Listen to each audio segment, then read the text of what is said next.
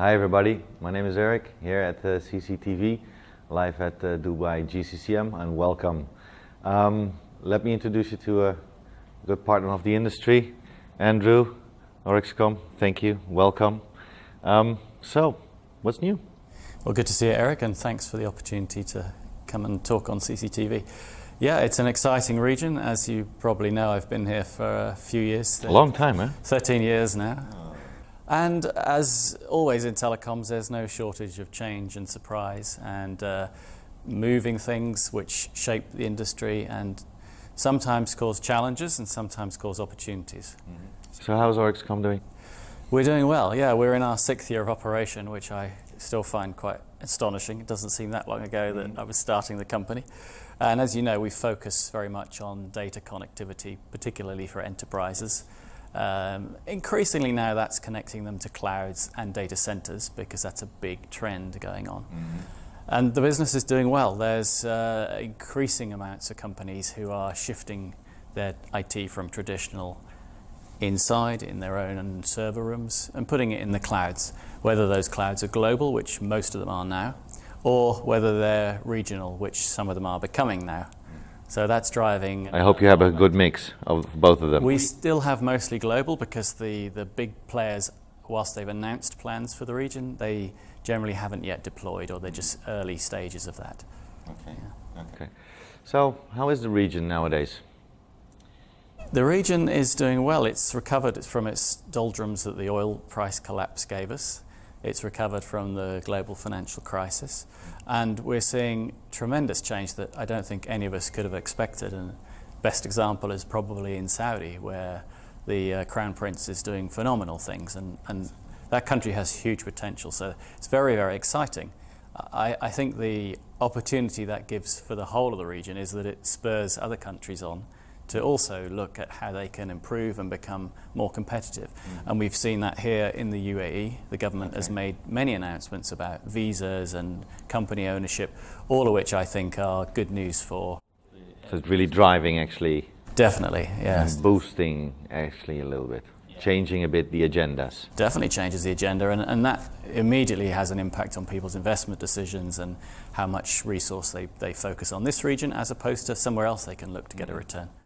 The future, what do you think the future will bring? I mean, Expo 2020 is coming up. I mean, every year we come here, there's another kilometer of buildings, you know. So what's your pick on that one? Try and focus that a little bit onto something that affects our industry.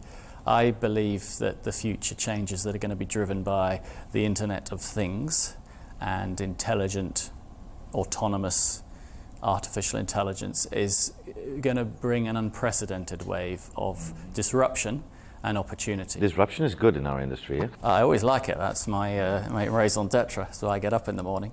An illustration, I was reading an article recently about the amount of data that's generated by Twitter. So Twitter has 300 million odd followers. They generate about 100 gigabits of data a day. Fair amount of data. But a single autonomous test vehicle generates terabytes of data, and that's a day. And you just think about that scaled across fleets of cars and vehicles running around and all the other millions of end devices we're going to have that the Internet of Things is enabling. That is something the industry has never had to face. Data centers aren't built to cope with it. Networks aren't built to cope with it. I think it's going to create huge opportunities for companies that can facilitate and embrace that change, and it's great. It's a disruptor, and disruption brings... You like that?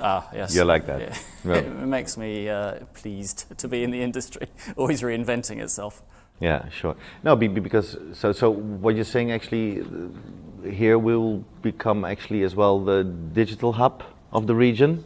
Well, is that yes, what I sense through the lines? I think the UAE has always tried to place itself as a business-friendly area, and it's done extremely well at that. And Dubai was perhaps the forerunner of that. Abu Dhabi is also doing very well in that regard.